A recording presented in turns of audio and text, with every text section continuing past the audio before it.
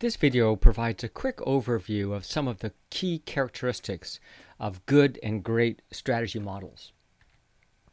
First, of course, we want to make sure that we identify the best we can within the 4 common perspectives. To learn more about this, go to the perspectives video.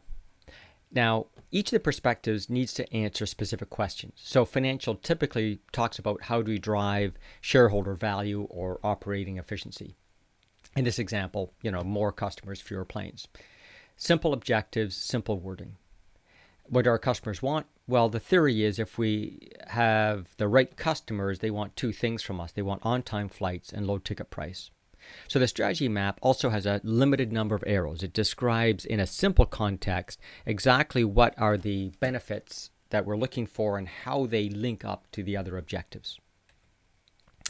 Internally, we talk about what our internal focus needs to be, what are the competencies, cultures, and enabling structures. And in this case, we can see that that one objective underpins a number of other customer and financial objectives. And then the enablers typically support everything that's above. In this case, we've got a competency objective. And it talks about what do our organizations need to provide for organizations to be successful. Together, with a series of clear weightings around where our strategic priorities are, we can communicate to the organization what's important, how it links to overall success, and how important it is this year.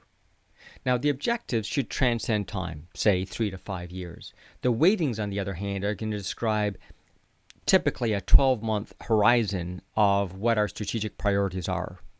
Now, it may end up getting revised once a quarter, and in times of crisis, it doesn't reflect my 1-year focus. It may be my 3-month or 6-month. Furthermore, the time horizon does depend on your organization's drumbeat.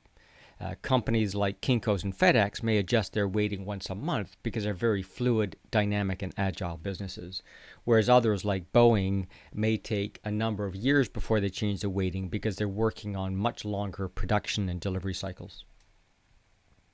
This, of course, begins to underpin an overall balanced scorecard where we can now have simple indicators that communicate not only our strategy but the overall performance.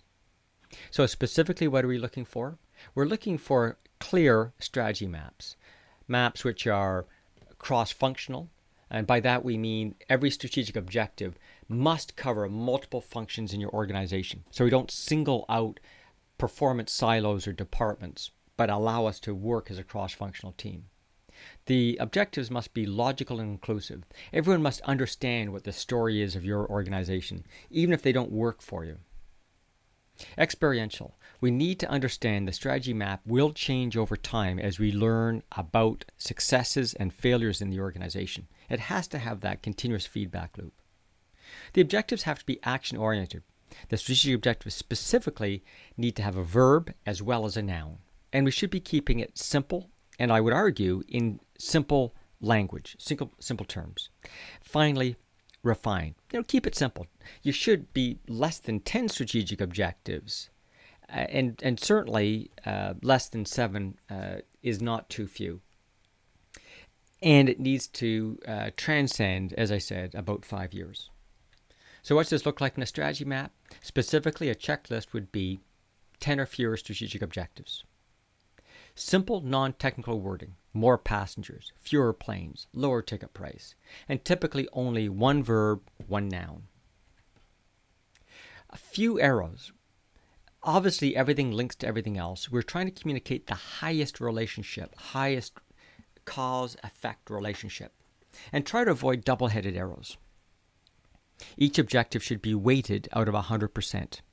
Now, obviously, if I have too many objectives, if I have 15 or 20 objectives, some of them are weighted at 1 or 2%. That message begins to get a bit diluted.